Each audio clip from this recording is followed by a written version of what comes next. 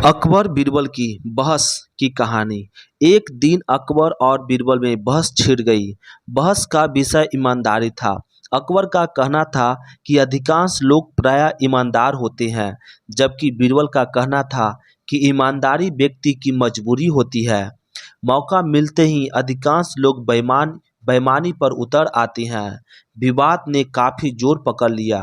अंततः सवाल यह उठ खड़ा हुआ कि आखिर इस बात का फैसला कैसे हो। स्वाभाविक रूप से इसका रास्ता बीरबल को ही निकालना था, और उसने निकाल भी लिया। उसने अकबर से कहा कि आम जनता के लिए एक शाही फरमान जारी कर दिया जाए।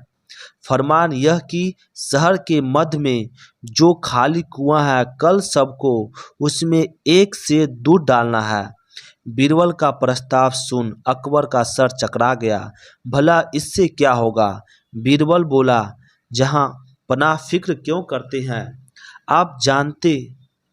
आप देखते जाइए, इससे हमारे बीच छिड़े विवाद का न सिर्फ कल संध्या तक हल निकल आएगा, बल्कि हमारे मध्य अब तक हुई सारी चर्चाओं का दूध तथा पानी का पानी भी हो जाएगा।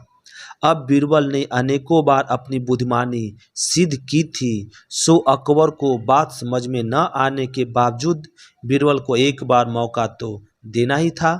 बस हाथों हाथ बीरबल के कहे अनुसार कुएं में एक से दूध डालने का शाही फरमान जारी कर दिया गया। दूसरे दिन सुबह से ही कुएं में दूध डालने वाले की कतार लग गई।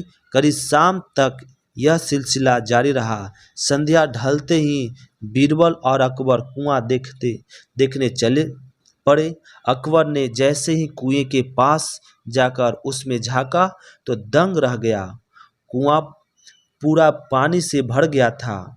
उसमें शेर भरा दूध भी नजर नहीं आ रहा था। अकबर को जब जवाब मिल गया था कि मौका पड़ने पर मनुष्य बेईमानी पर उतर ही आता है, स्वाभाविक तौर पर सबने कुएं में यह सोचकर पानी डाला था कि दूध से भरे कुएं में एक सेर पानी डाल भी दिया जाए तो क्या फर्क पड़ जाएगा। तो इस कहानी का सार क्या है? तो यह कहानी का सार यह है कि यदि आप भी अपने को ईमानदार समझते हो तो मेहरबानी कर मजबूरी में किए गए कृत्यों को अपनी ईमानदारी मत समझ लेना। इज्जत, कानून, धर्म या सम्मान के डर से आप सीधे चलते हो तो उसे सीधा चलना ही माना जा सकता है। अमेरिका में एक शहर में एक बार बिजली चली गई और करीब 2 रोज तक नहीं आई। फिर तो चारों ओर लूटपाट मच गई। सवाल यही कि जो चोर अंधेरे में इस कदर सक्रिय हो गए, वे उजाले में कहाँ छिपे पड़े थे। सीधी बात है, इज्जत एवं कानून के डर से सब शांत बैठे हुए थे, बाकी चोर तो सब में छिपा ही पड़ा था। ये नहीं, ऐसा ईमानदारी का जीवन में कोई फायदा नहीं।